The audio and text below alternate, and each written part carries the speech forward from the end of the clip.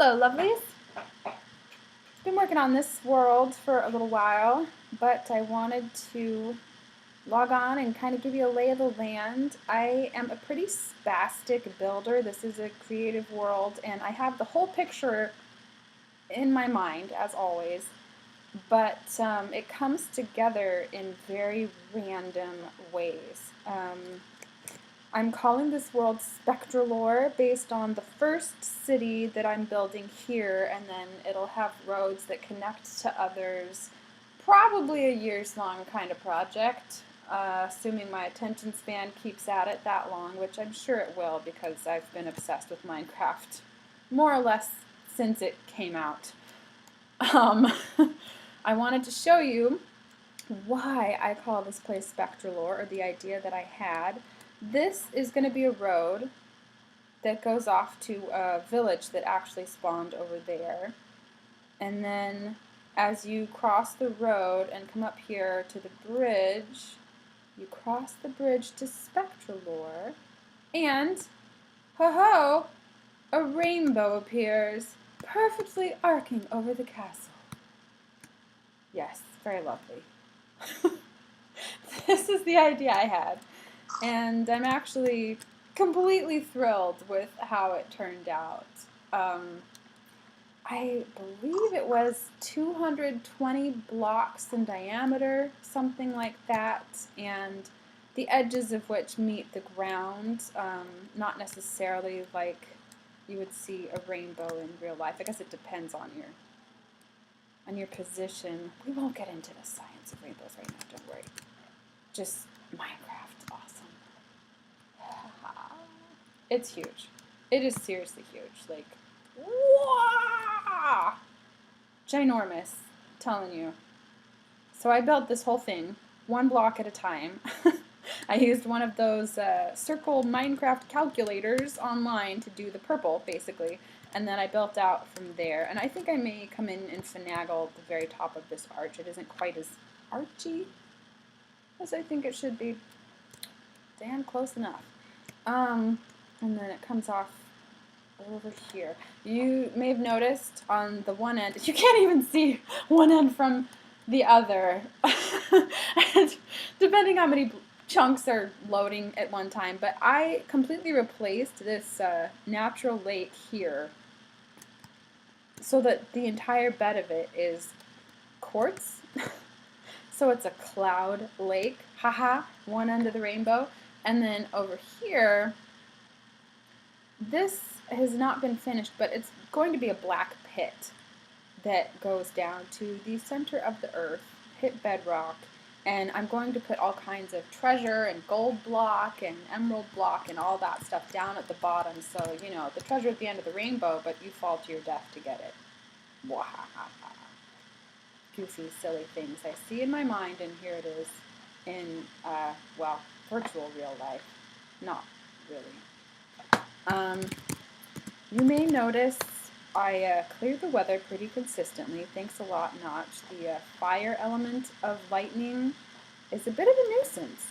So, anyway, most recently I've been working on the waterways, sort of a moat around the city, and there is enough water already that I'm just connecting what's already there, and I've been marking out the city, the layout with lapis lazuli blocks. So there is going to be a bridge right here over the waterway. It comes around a little sugarcane field on this side. This is the road where we started here to the bridge, as you can see. And so there are fields of sheep on one side, sugarcane on the other, wheat fields branching out all over there. And you can go into the castle once you're in the gate. You know, this will have a big layout. The wall is marked out, but I don't have, you know, any real height to it or anything. Like I said, totally spastic builder. But if you come on down to the road, when you enter here, this is like the pretty side of town. So it's going to have the florist and the jeweler. There'll be a nice brewery here next to the wheat fields with the windmill. And you just curve on down around the road, get lots of greenery and flowers in here and yada yada. The typical fantasy fun. And then as you come in here by the bakery and the brewery and the jeweler and the florist, there's of course a tavern.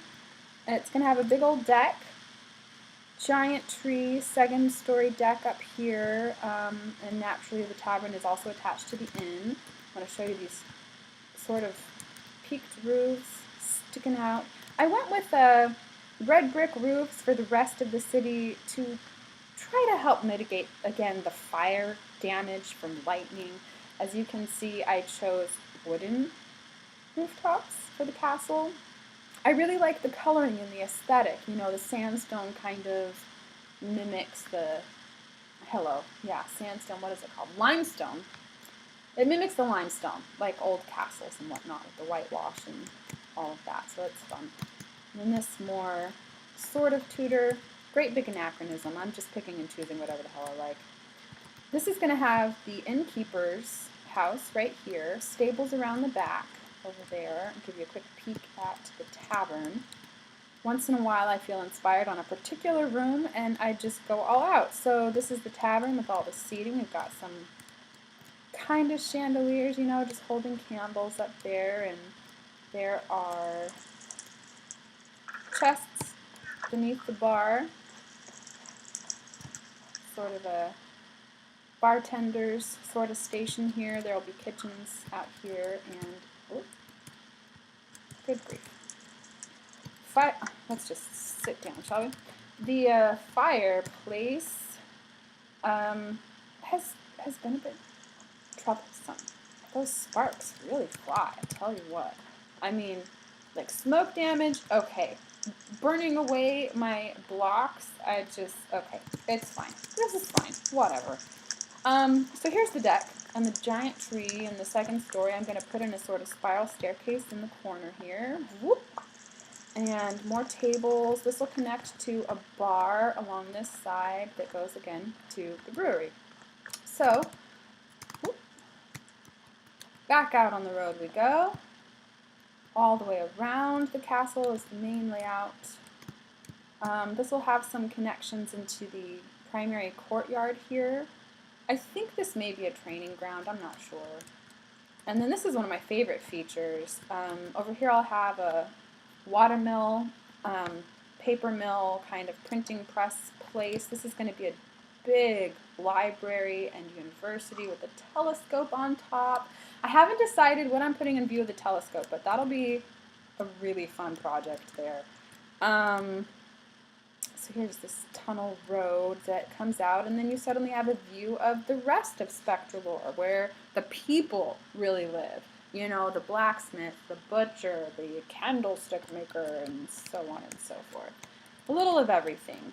And another road that kind of forms a figure 8, but they cross over each other, and then this comes back around to, again, the library. So, sort of like the guest's entrance on the one side, and then the real side over here. Anywho. A fisherman's house and a lake over here. I have started terraforming a bit with dynamite. I'm just going to knock this all out and fill it with water and have some waterfalls coming in from a couple different sides, so that this has one of the main gates out from Spectralore here. I think I mentioned this already, but the lapis lazuli towers have little signs on them, so like this is going to be a tailor's house. Over here we have the dairy and some fields for cows, the tannery, of course, logging house. Out this way are some lumberjacks' cabins, and I'll plant even more trees, and this is where they just go out to bring in the lumber. Yeah, we don't need to go over every single one. You'll see me building if you decide to keep tuning in. This is going to be the forge. I am going to deck this out, put some lava in here, and this is where I make the armor and swords, and you know, gotta have some buckets in the mix and whatnot. So the blacksmith and bladesmith. There we go. Free. Put that there. Pigs everywhere. Over this way. Here I have, when I first loaded this world, this is one of the things that really made me decide to stick with it and start building, was this great feature here with the courtyard right in the middle of the mountain. We're on the far side of the castle here, as you can see. The castle's like half as tall as it's going to be ultimately. Like, we don't even have a stereotypical princess tower or anything yet. But one of the things that made me stay, instead of just loading another one and another one, you know, like you do when you're in creative, you look for something with some great terrain to work with. And this has the perfect Dwarves Fortress ravine. I mean, look at this thing. Absolutely magical. Oh my goodness, it makes me so happy. This thing just goes and goes and goes. And I mean, I haven't even gone the full length of it yet. As you can see, I don't have torches placed everywhere, but it has so many offshoots, like little tunnels and things, and oh, it's amazing. I'm probably going to have walkways and like cave huts and houses and dwarvy sort of things, you know, beams and crossovers and all of that in here. And this is just the entrance to the dwarves world that goes deep underground and connects to train stations and all sorts of crazy stuff. I'm thinking I'll clear out a big, like huge, like bedrock to sea level kind of space and make a dragon guarding like a giant thing of treasure. Maybe that'll be over there under the far side of the rainbow, because then it's like you get your treasure, but you get a dragon too. Oh, maybe when you hit the bottom of the pit, that can be the portal to the end world, and then there actually are dragons. Haha. Anyway, I digress. So, here we are on this side. Fields for horses and whatnot, training grounds for the armies and the knights, and probably an archery range. And maybe I'll have a gate to a field over here for, you know, the games once a year. Something like that. Yeah. Here's the gate again. This chunk of land, little piece of earth right here, is actually going to be like the dispatch tower, I guess. It's one word for it. And then the castle itself, I've laid out some of the primary architecture to get a sense of the view from different parts of the village, but really it's pretty rudimentary at the moment. I mean, I haven't even fully made up my mind about the flooring, as you can see. Arches, doors, I tend to do a lot of staging, where I'll put a bunch of basic blocks together to see if I like the aesthetic, and then I'll begin building. But even once I start building, I'll also lay that out to see if I like where it lands and everything. And yeah, have a throne room over here. The dungeons will be deep down in here. Again, probably connecting to that giant cave with the dragon, down some long, dark hallway, perpetually full of skeletons and zombies and pestering endermen. I don't know, I can't decide which bothers me more. Enderman moving blocks constantly, or Notch setting things on fire with lightning constantly. I know he probably didn't even have anything to do with it at this point. It's just, you know, it's a name, it's a face, whatever. He's always going to be on my good list anyway, just for making this incredible.